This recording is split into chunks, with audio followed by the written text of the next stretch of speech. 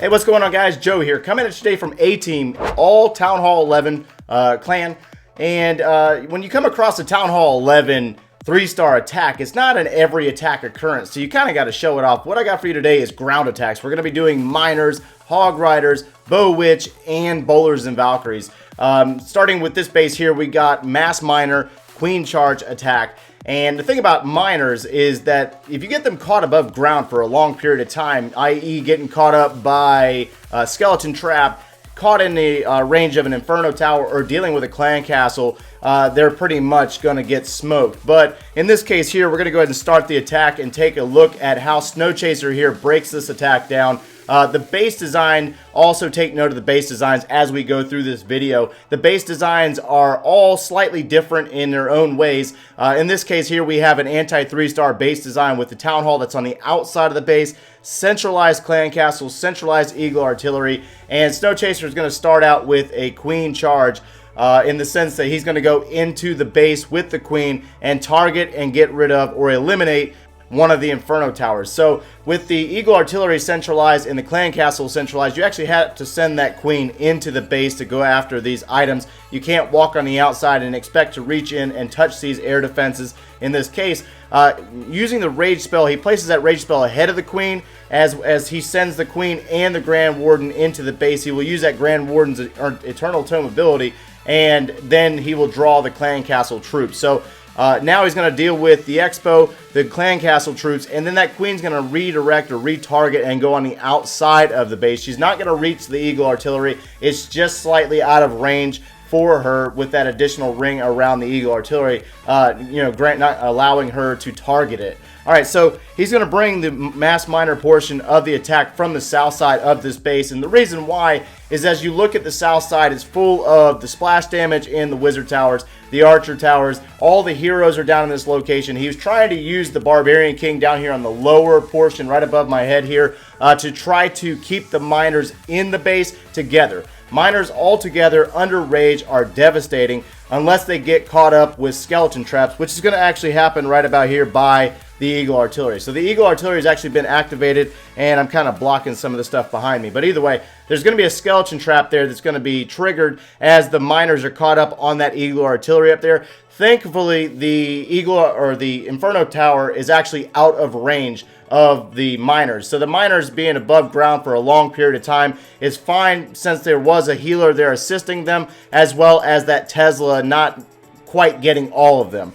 Regardless, the healers have split off at this point. Some are trying to heal the queen, and some are healing the miners. That is going to be a little bit of a contributing factor to this attack as the miners shift their direction up into the compartment where the Tesla and that inferno tower are located. They will attack the inferno tower and take it down, and then the miners will come around the top side with the assistance of the queen. So the queen is assisting with taking out structures on the outside of the base as the miners finish up this attack. So there are some contributing factors there in the sense that the queen was able to get rid of the first inferno tower and also the clan castle troops, and that inferno tower being out of range while those miners were caught up in the core dealing with that eagle artillery. So let's go ahead and get into a hog attack from here, guys.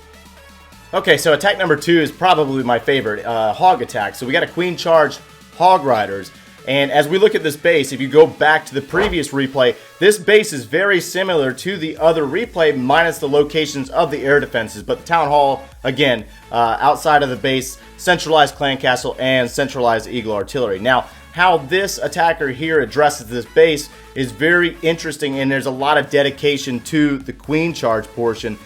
He's going to be going after a lot of stuff in this attack with the queen charge itself. So he's going to use a baby dragon up here by the town hall and distract and actually pull that clan castle. He uses a rage spell to do two things: open up the compartment with his wall breakers, as well as get the health of his queen back up with the grand warden. Now, poison spells are going to be assisting with dealing with the witches in the clan castles, tending to the skeletons from the witches, and the queen's going to be tied up for a moment there. He will drop the king down here in this location to take care of these structures down here, but right now we're going to stay focused on the queen and what he actually does.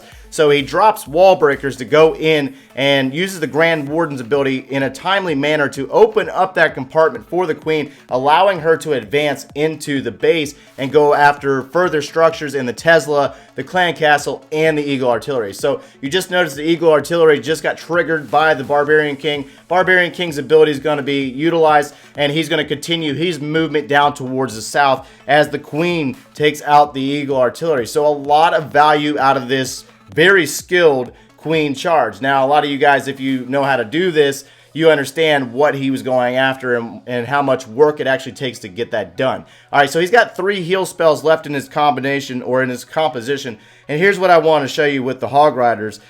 With the Hog Riders, he's going to spread them all out. Man, they're looking really majestic right here anyways. But check out where the defenses or what defenses are actually up here. He's got splash damage, 3 wizard towers, and the 2 archer towers, 1 cannon, an expo, and an inferno tower. But if you take note of where they're coming in, he's going to bring in his clan castle that also has Hog Riders in it, and they're going to target all these defenses and then merge together to go into the inferno tower. So the queen's going to continue her walk towards the south. She's caught up on a wall. Don't worry about her right now. He's going to get the heal spell down, get the health of these Hog Riders up prior to them getting into that inferno tower. Again, dropping another heal spell on the back side of the inferno tower engagement. Due to the fact that there was a giant bomb as well as the skeleton traps, skeletons are chasing the hogs now, and the hogs are going to continue their movement down in this final location where the mortar, archer tower, cannon, and bomb towers are located. So he uses that final heal spell, gets the health of these Hog Riders up as they move through the bomb tower and progress down into the final 3 defenses in the archer tower, cannon, and additional bomb tower. The cleanup troops here were wizards as well as a miner and goblins as well. So all cleanup from here. Very, very surgical attack here by the Waters Law from A-Team. Great attack, and hopefully you were able to get a little bit of something out of that on why the Hog Riders were actually successful here and what all he had to do in order to make it a successful attack. So from here, we're going to get into a Bow Witch, and then we also have a Bowler Valkyrie attack at the end of the video, guys. All right, so attack number 3 is actually a Bow Witch with a combination of a Queen Charge involved in there, actually a Queen Walk in this case.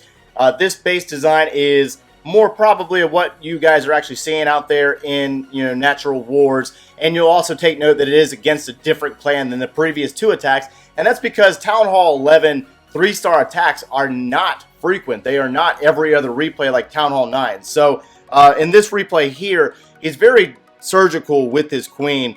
He's going to let her take out structures to funnel, and he's also going to use his Grand Warden up here in the northern corner of the base to also take care of the air defense. So take note of what he's doing. He's got an air defense down here by that queen. He allowed her to walk up prior to dropping the healers, and then he's going to use the Grand Warden all the way up north in the 12 o'clock of the base to take out the air defense up there. Once that air defense falls, he's going to use a baby dragon to start working on setting the funnel. He's going to drop a golem here as well as some witches, which is going to trigger the Eagle artillery. So that the bowlers, witches, and golem are going to jump into the base while the queen is going to continue her walk towards the south. Now, he will have to use the queen's ability since she did step into range of that single target Inferno Tower.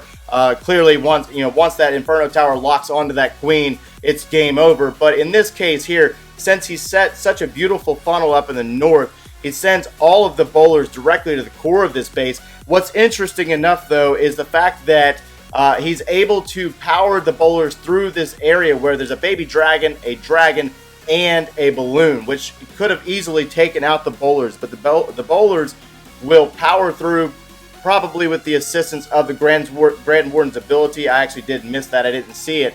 But the dragon is still afloat above the troops here, and the dragon's going to take out the Grand Warden, take out multiple bowlers, as well as a few witches in the process, or target the healers. But the witches will come through, they will take down that dragon, but the core of this base is wiped. So that's all that really mattered at this point, because that's the intent of the design of this base, is that you are going to circle around the outside of the base and never actually touch the core of the base. So since he was able to funnel so well up in the north and the south with the queen, he was able to send the bowlers directly to the core of this base, gut it, power through the location of the clan castle troops, and he will finish up this attack with the queen charge, or actually queen walk portion. Queen will continue around and finish up the rest of this base with the addition of a few witches over here in the western side of the base. So again, a completely different base design to the previous attack. So definitely an attack that you probably should work on if you're not already doing it. And now you can see how to take out this kind of base with the bow witch and the queen walk. All right, so we're going to get into our final replay here. We have bowlers and Valkyries, very creative from Nelly.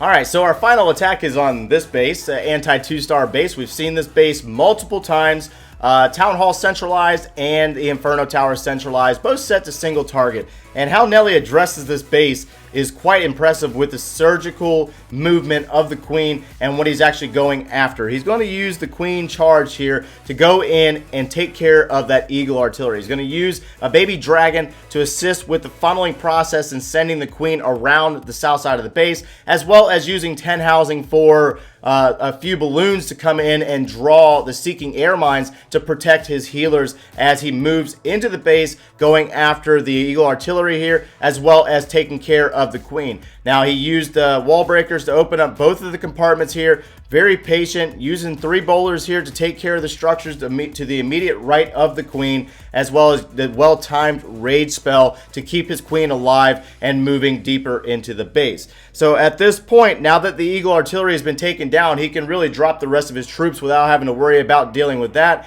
And he's going to drop giants from the clan castle, bowlers, Barbarian King, and as the queen approaches the location of the single target Inferno Tower, a well-timed freeze spell to keep the queen from dying. That's the best part about this portion of the attack. Freeze spell drops, and it stops the Inferno Tower from targeting that queen and keeping her alive.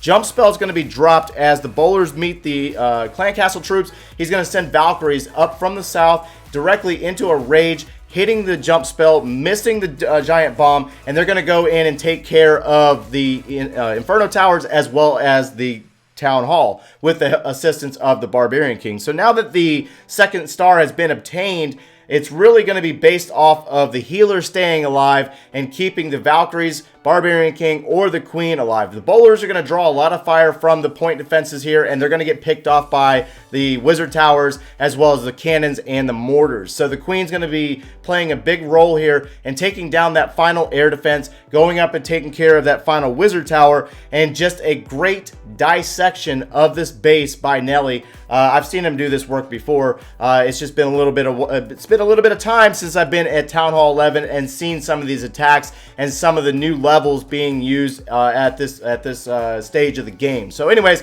if you're interested in an all Town Hall 11 war clan, go check out the description below. The link for recruiting chat will be located there for Discord, and you can talk to the recruiters from A-Team. Anyways, this is going to wrap this video up for me. Hopefully you were able to get something out of this video with these awesome ground attacks. Smash that like button, subscribe if you haven't done so already, guys, and thanks for watching, y'all.